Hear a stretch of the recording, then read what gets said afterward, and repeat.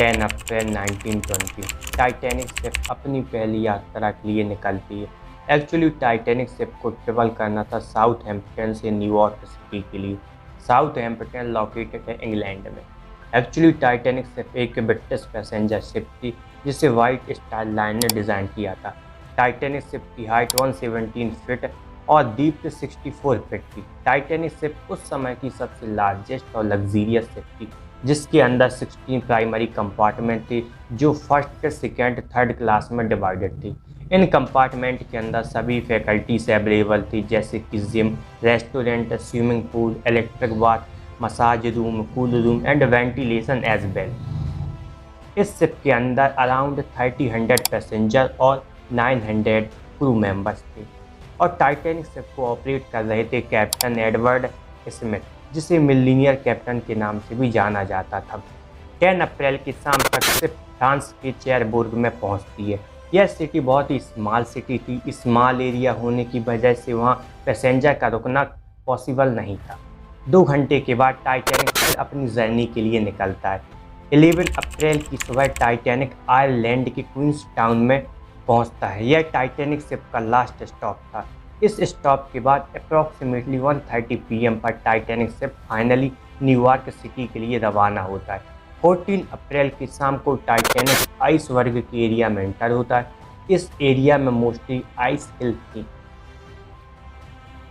11:40 PM time हो रहा था। अभी शिप न्यू फाउंडलैंड से 750 किलोमीटर दूर पर थी। आइस हिल होने की वजह से फर्स्ट ऑफिसर विलियम मर्डॉक ने ऑपरेटर को ऑर्डर दिया कि शिप को केयरफुली राइट साइड में मोड़ दिया जाए।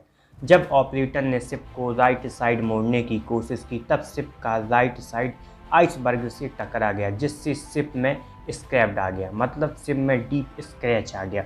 स्क्रैप्ड होने की वजह से पानी एटलीस्ट 5 कंपार्टमेंट में भर गया, जबकि ये वाटर प्रूफ कंपार्टमेंट थे। इस डैमेज के बाद एंड्रीस ने ऑब्जर्व किया कि पानी धीरे धीरे सभी कंपार्टमेंट में जा रहा है और जो कंपार्टमेंट अभी खाली थे वो भी वाटर में सिंक होते जा रहे हैं। एंड अब टाइम हो रहा था 2 AM जब शिप पानी से आधी भर चुकी थी। एंड टाइम 2:80 पर टाइटैनिक शिप की लाइट चली जाती है और टाइटैनिक के अंदर ब्लैकआउट हो जाता है। टाइटैनिक शिप में 20 लाइफ बोट्स थी जिसकी कैपेसिटी 178 पैसेंजर को ले जाने की थी। जब टाइटैनिक शिप सिंक होने ही वाला था तब कैप्टन ने इसे लॉन्च करने का ऑर्डर दिया, लेकिन क्रू मेंबर फुल्ली ट्रेंड नहीं थे कि इसे कैसे लॉन्च किया जाए, जिसकी वजह से कुछ लाइफ बोट्स वीक हो गई जबकि 30 life boats already technical issue की वजह से ख़राब थी और ये ओशियन में डूब जाती हैं।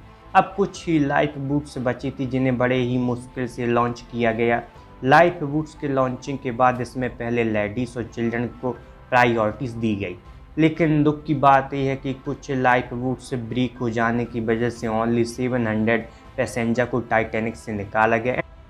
एंड फाइनली टाइम 2:20 पर शिप ओशियन की गहराइयों में डूब जाता है। टाइटैनिक के डूबने के आधे घंटे बाद रेस्क्यू ऑपरेशन चालू होता है और टाइम 3:30 पर कारपेशिया शिप आती है और उन सर्वाइवर को रेस्क्यू करती है जो लाइफ बोट्स पर थे और फाइनली 700 पैसेंजर को रेस्क्यू कर लिया जाता है। अब क्वेश्चन उठता है आखिर क्यों टाइटैनिक शिप सिंक हुई है, क्योंकि यह एक लार्जेस्ट और अनसिंकेबल शिप थी।